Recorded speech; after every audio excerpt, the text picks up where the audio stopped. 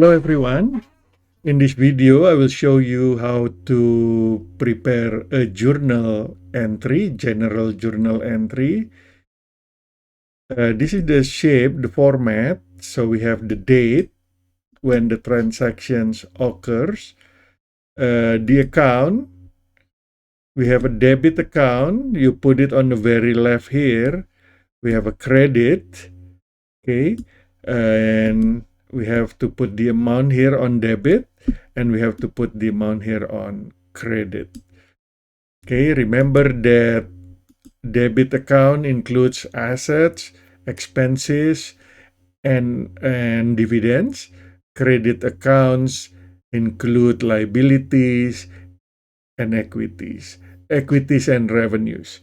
Okay, so when a debit account goes up, you put it on the left-hand side, or debit. When debit account goes down, you put it on the opposite side, credit. When a credit account goes up, you put it on the right side, or credit. And when the credit account goes down, you put it on the opposite side, debit. Okay, so let's take a look at this. The first transaction here is the company purchased supplies, which is an asset, and paid cash $500, which is also an asset. So both are debit accounts. But we will get our supplies goes up, so supplies will be on debit, goes up by 500. Okay, so you put it on the very left. And then for the credit side, you have to indent it a little bit. So this is going to be cash. Again, cash is a debit account because it's an asset. But when it goes down, because you pay that $500, you put it on the credit side. Okay, that's the $500. Okay, let's take a look at the second one. We purchased a $10,000 equipment. So our equipment, which is an asset, goes up and paid $1,000 down payment. That means our cash, which is an asset, goes down. But that's not the total amount yet. The company also issued a liability, which is a notes payable, to pay the difference.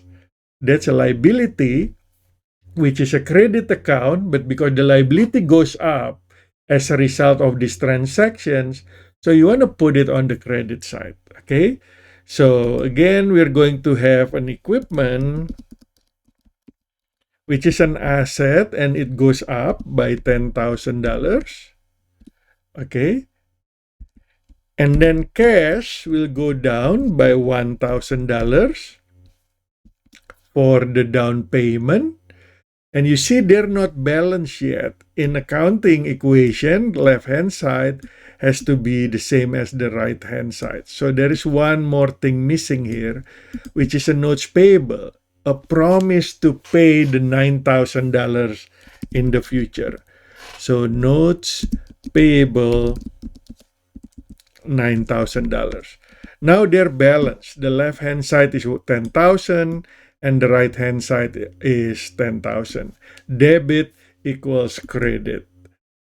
Okay, that's what we call double entry accounting. We want to make sure that the total debit is the same as the total credit, and it affects at least two different accounts. It can be more like this one. It has three accounts associated with the transaction. That's what we call a compound entry. Okay, so that's how we prepare a general journal entry. Thank you for watching.